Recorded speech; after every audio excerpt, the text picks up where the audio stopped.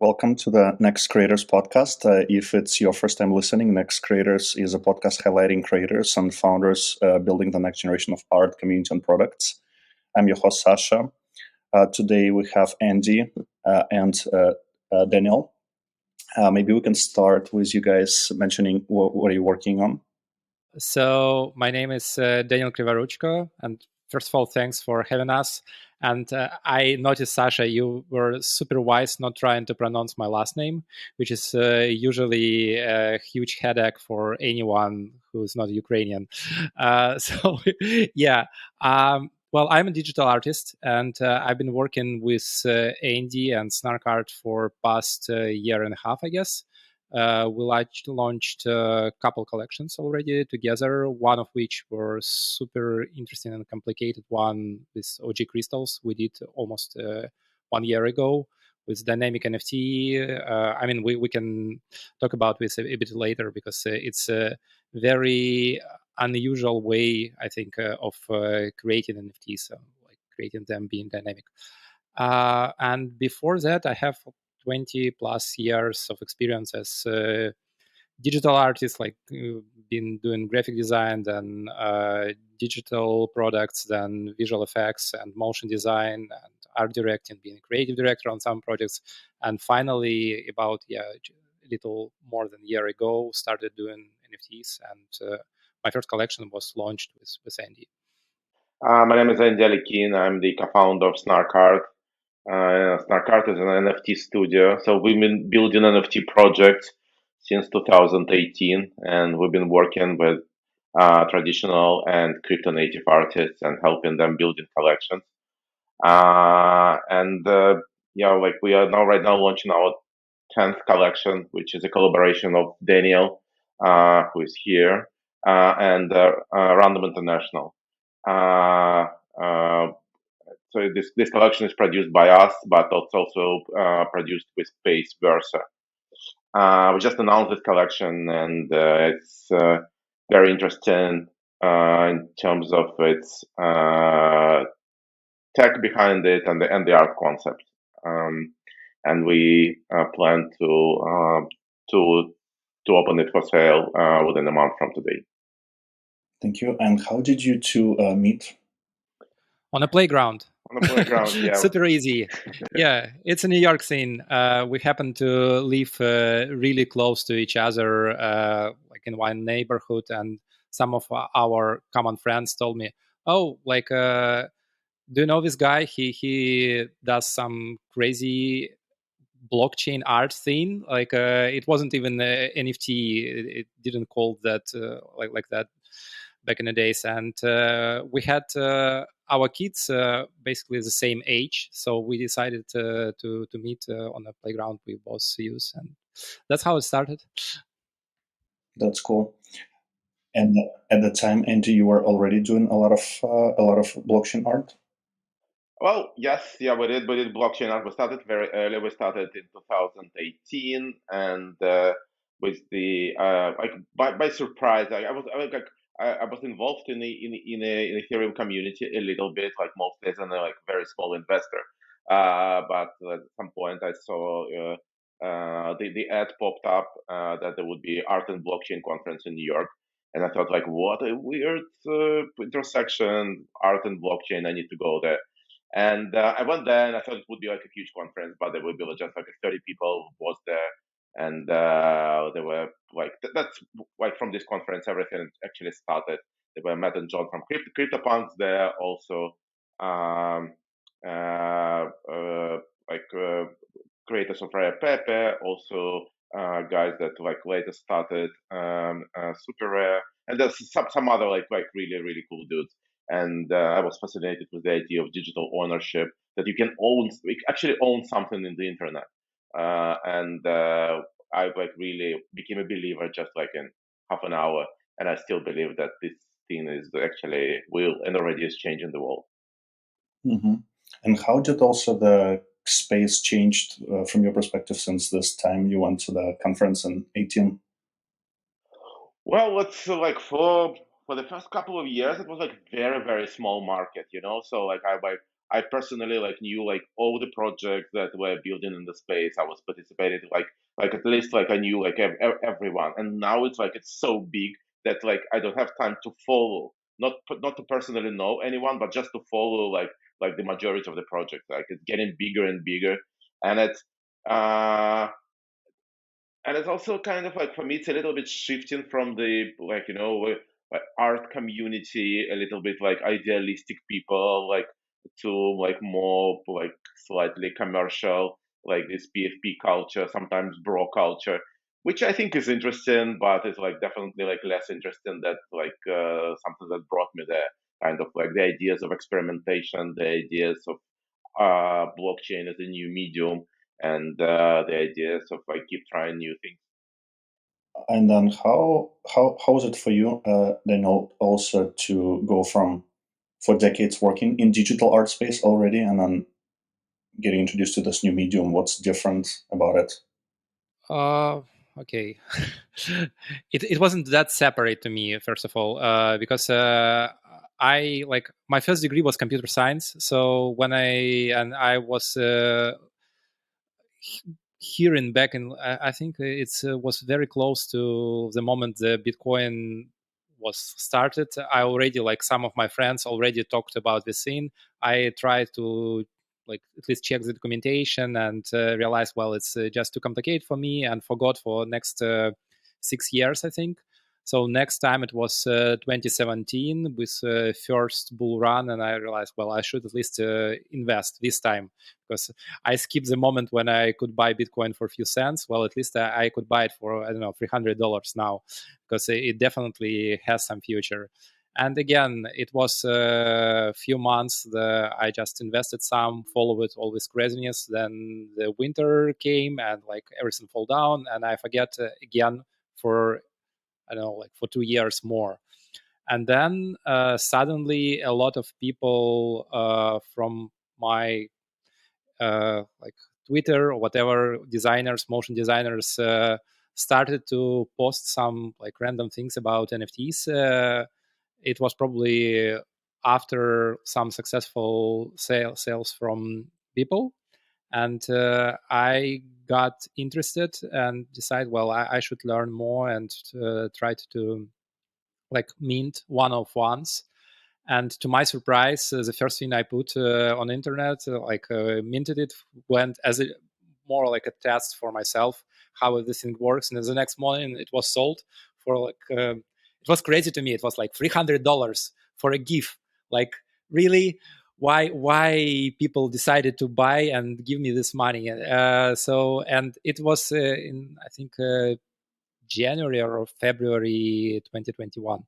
So it's all started like that. And then at some point, I had anniversary of one of my projects, which were generative art again. So it's very close to what we do right now. It was 1,000 generative characters, which I created back 8 years ago, and never thought of monetizing this thing somehow. And I just randomly, Facebook, give me a notification. Oh, your post from years ago was like that. And I said, well, I should repost it, and said, oh, it's 8 years, crazy. And Andy reached out and said, well, this is a thing now. We can create a collection out with characters, because people are buying and selling characters, and these generative characters, it's exactly what people are just found as a thing. And that's how our first collab, I don't know, we were co-founders on this collection. That's how it started, and we went from there. But yeah, answering your question, it's not like I started being an NFT artist.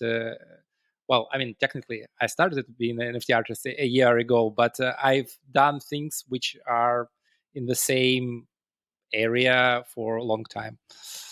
Mm-hmm. And so what do you think is different now with blockchain? Because digital art existed for a couple decades, for as long as internet existed.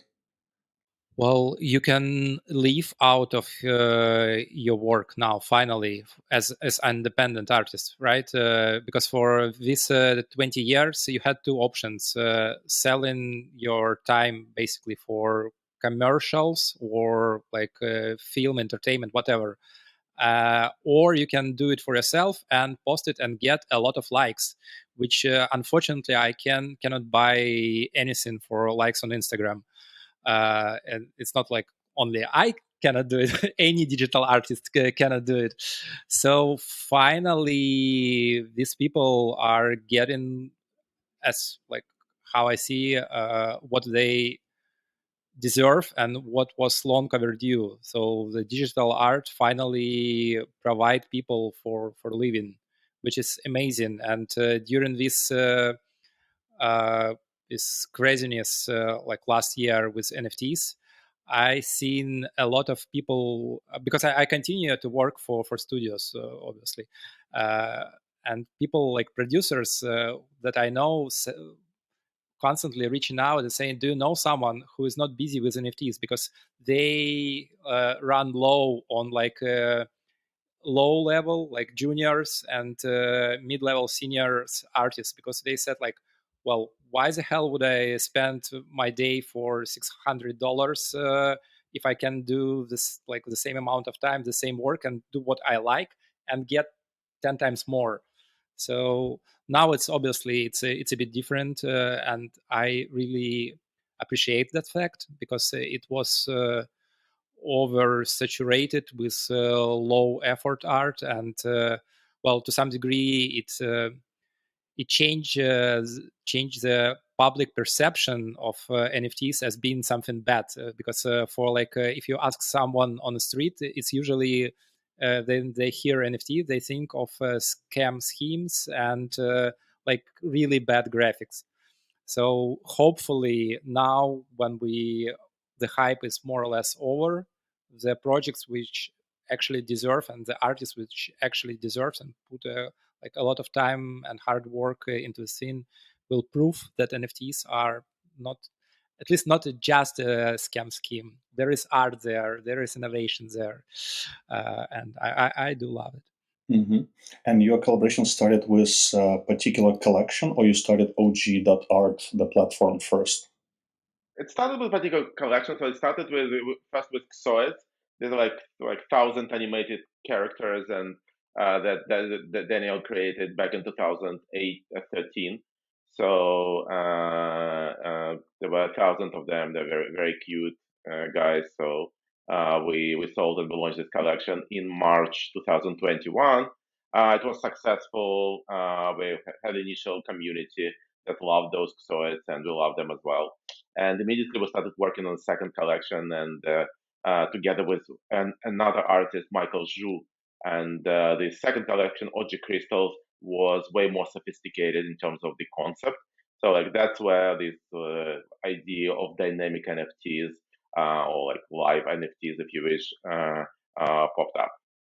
Mm-hmm. And then it evolved then into Live in Our Minds. Yes, and then it's So like after this OG Crystals collection, like we launched it in October 21. It was very very successful. So we thought it would be like a relatively small art experiment, but like within the first couple of weeks, like I don't know, first week like 5,000 people came into Discord. Like like after like 2 weeks there were like 15,000 people, and by the launch there was 60,000 people all excited. So we launched this collection. We sold like 10,341. Uh, yes, uh, items, and then there was like 2 months growth period where when collectors were growing their crystals, which was like very exciting for us and for them, because like the idea of the collection is like when you're buying a crystal on the primary market, you're actually buying a seed. And if you own this crystal, and if you're selling this, if I'm selling my crystal to you, Sasha, then at the moment of sale, we are analyzing buyer's wallet data, and using this data, like how old is the wallet, how much F is in the wallet, what other NFT collections are in the wallet.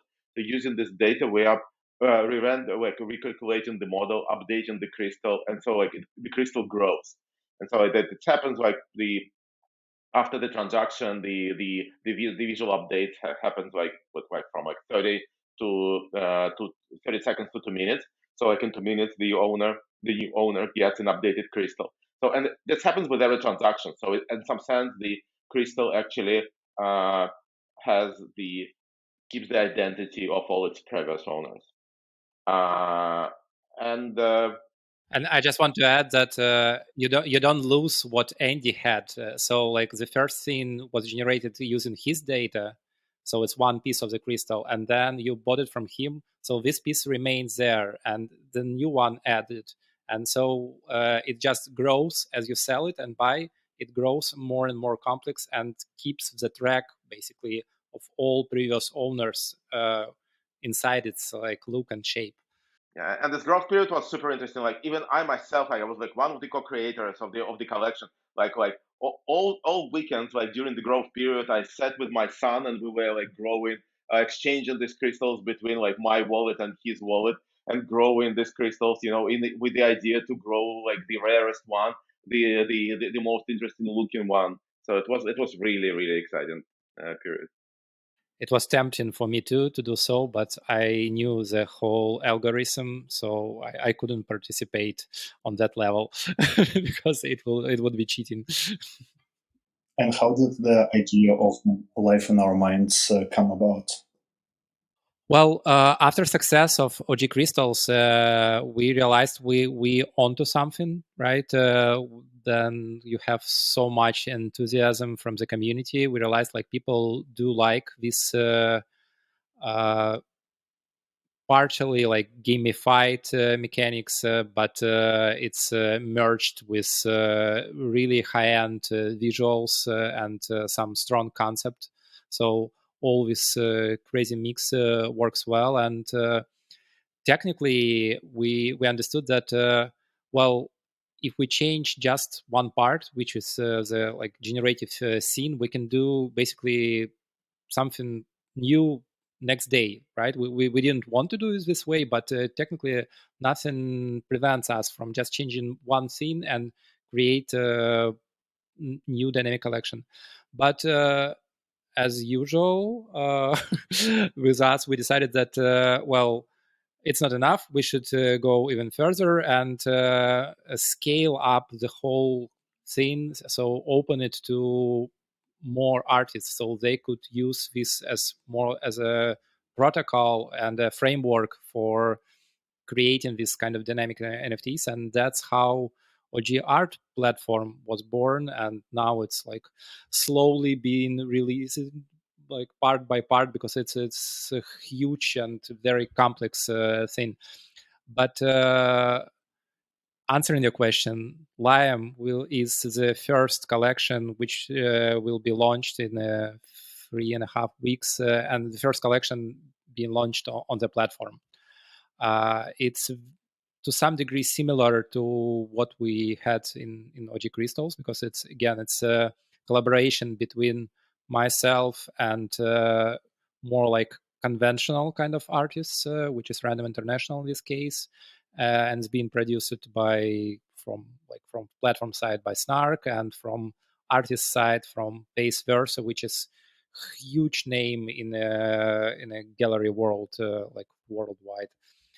And it was very similar process. So guys from Snark already know what I'm interested in, and they found some artists who are interested in collaboration, and so that's how OG Crystals was made, and the same goes for this new Life in Our Minds.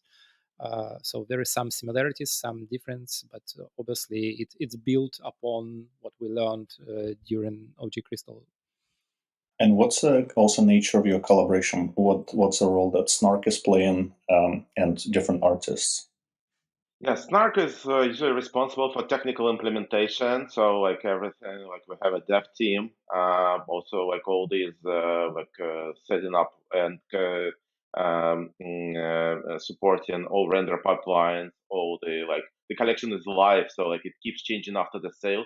So like there's like some like a lot needs to be supported like during the growth period, and of course marketing stuff to bring the community, manage the community, and yeah, organizational stuff. So like everything, like I would say, like except the art itself. That's cool. And maybe then we can go deeper on LiOM. So what is the collection? How does it work? What's different versus similar from OG crystals?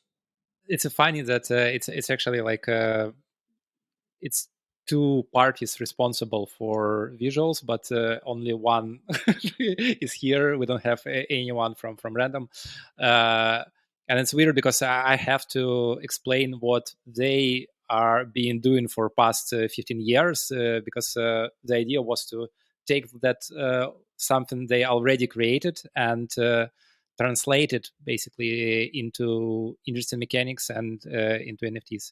So, Random International is a group, as far as I know, of two guys from Germany, and they've been working on flocking items and this like behavioral dynamics and concept behind it, like what this emergent behavior when you can see a I don't know flock. Do you see like do you call flock of birds or something else? Flock of birds, flock of fishes.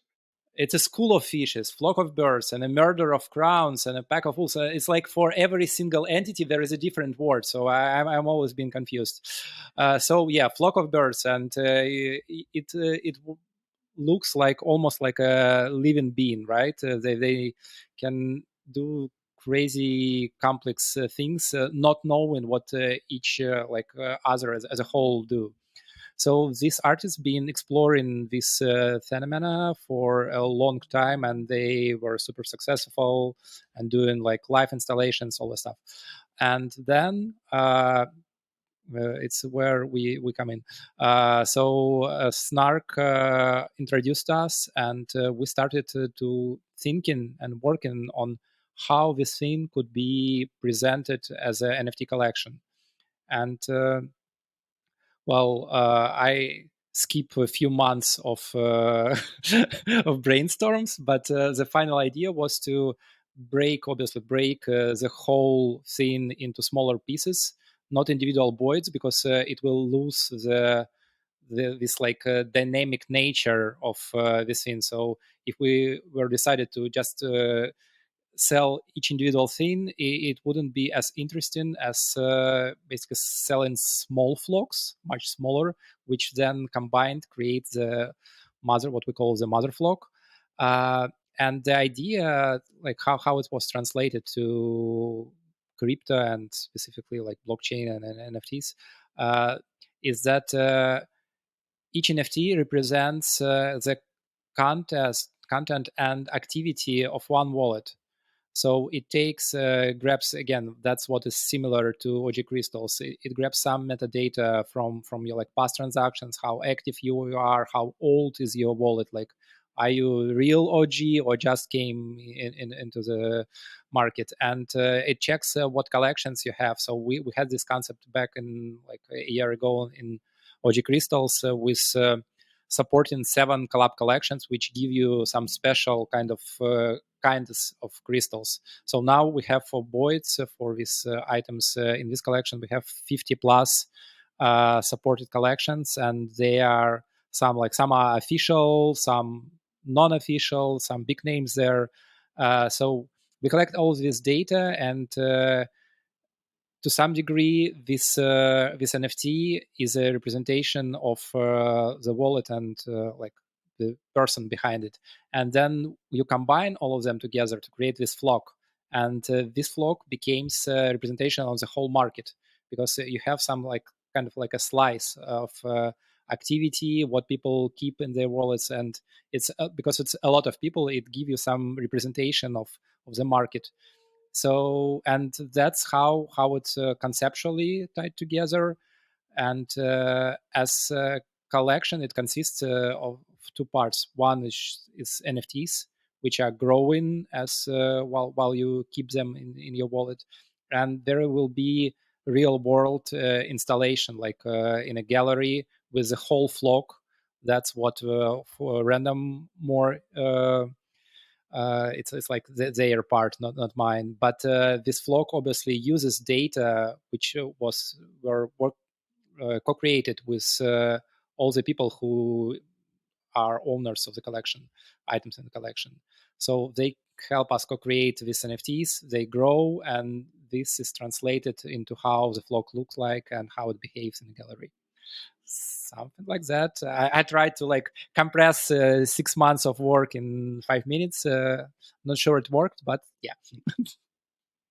And also, how does it work with the like other crypto art ecosystem? I noticed on your website you work with a lot of DAOs, with multiple DAOs like Moonbirds, Flamnigo, Blizzard DAO. How does that part work? What are DAOs in this case? What's their function? Yeah, I can help here. These DAOs and the other collections, for example, like we are partnered with Moonbirds, so they have this and Proof Collective. They have their own NFTs.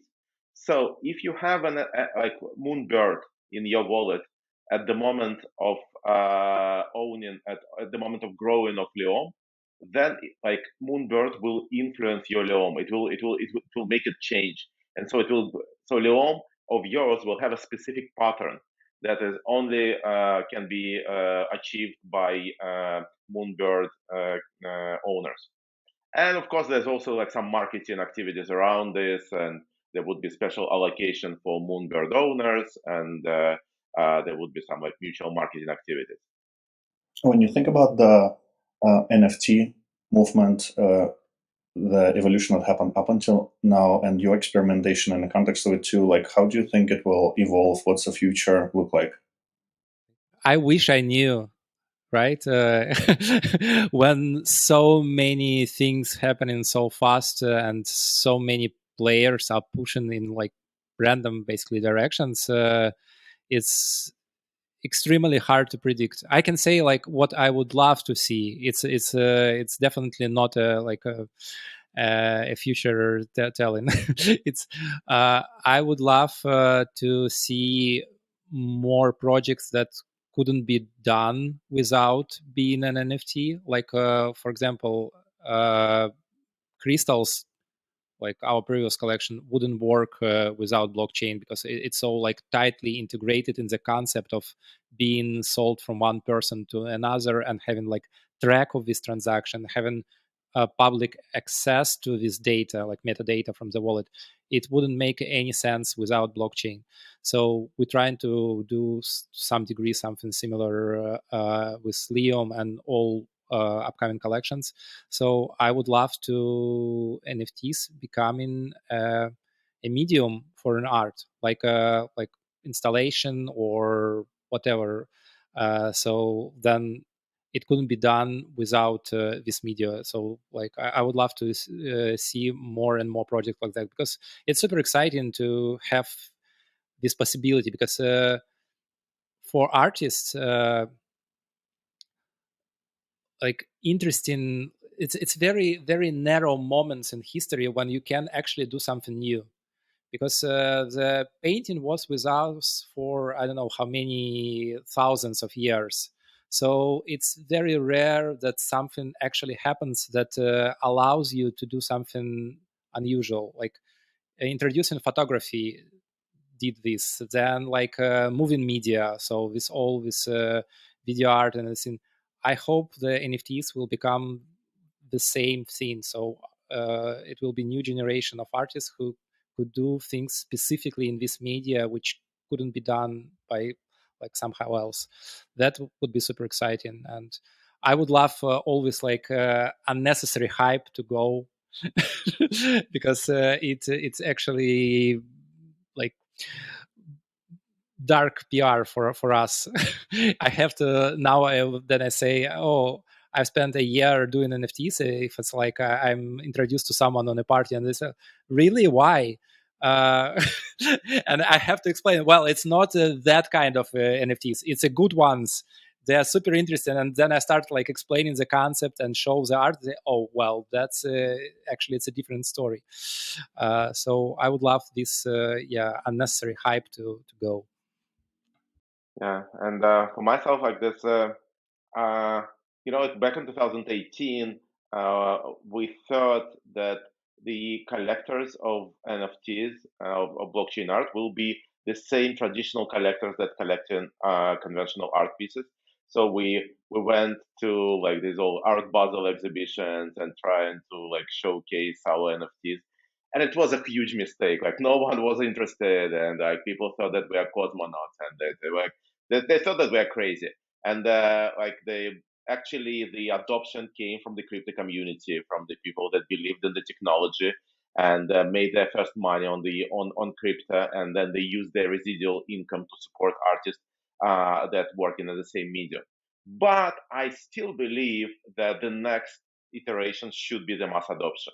So like right now, what was like in the 2021, everyone heard about NFTs, like, but no one actually bought them, no one actually participated. So like it almost became a thing, but not yet. And I believe that the next wave will be the wave of the mass adoption. That like this market will actually grow enormously because it's so easy to purchase art right now, digital art. It's so easy to trade art. It's so easy to communicate, to engage with art. So it's on your phone. You can do it like when you commute. You can do it like at any moment. So like I really believe that it will be like a huge market, and it will be like almost like maybe with everyone, or almost like with everyone will be participating in this market, which I think would be super cool.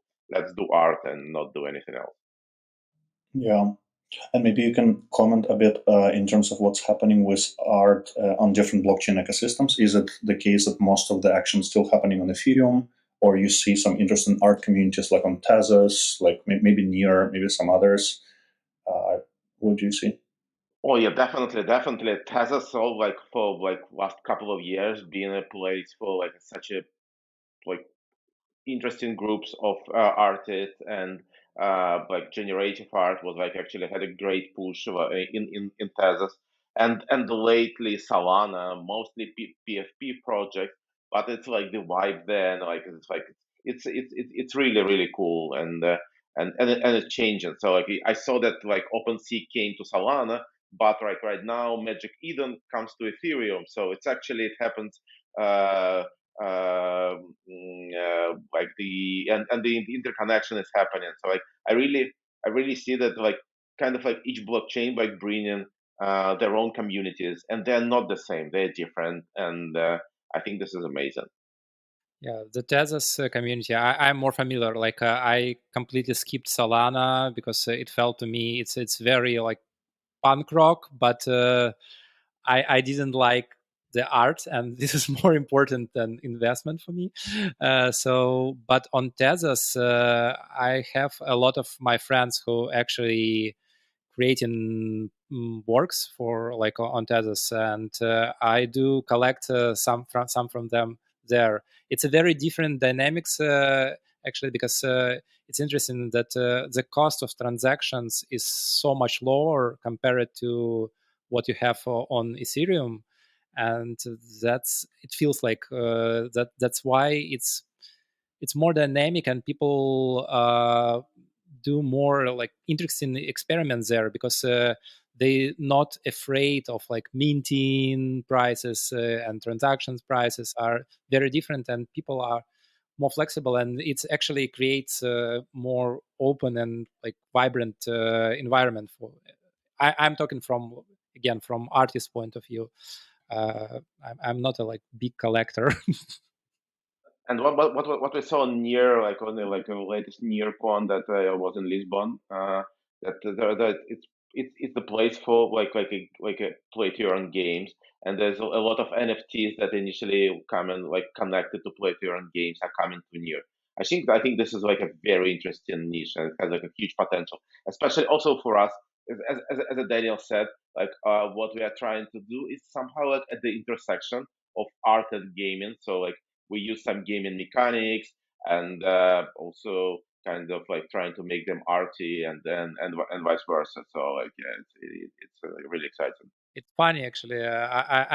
Like before I got into this NFT collectibles, I never realized how close this to running a gaming company basically, because you have development, you have design, you have concept, and you have support and marketing group, and like it's really feels like being in a small indie kind of game company.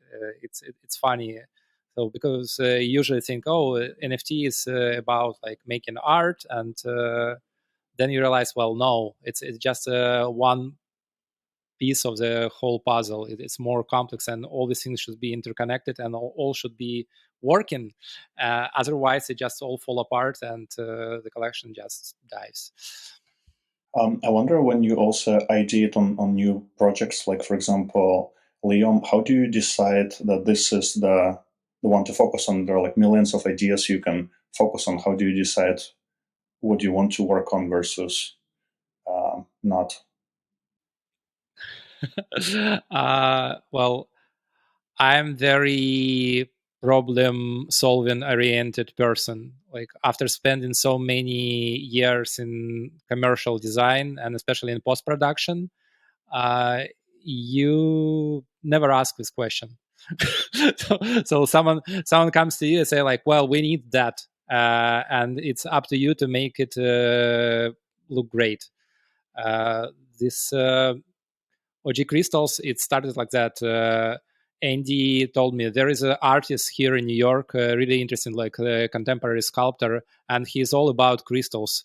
And he wants to do, like, we tried to push him to make an NFT collection. Do you want to meet with him and talk? And well, that's how it started. And I said, like, well, let us do it. I really had some connection to him, like to what he thinks is interesting, and it was more like a task for me coming from outside. Like, well, we need a collection about NFT collection about crystals. I'll do my best to make it the best looking crystals with most interesting dynamic ever. So the same with random. It's well, we have a flock of boys. Let's make something really beautiful and interesting out of it, because people spent already 15 years developing this idea. Why shouldn't I help them to make it even more interesting? And when you see your artist friends, for example, looking into crypto space, might not be fully bought in still, not sure where to start, has a lot of like, negative PR as well. How do you approach it? Like, do you try to help people in some way, or found something that works? So you kind of just like let them get to this on their own time, kind of?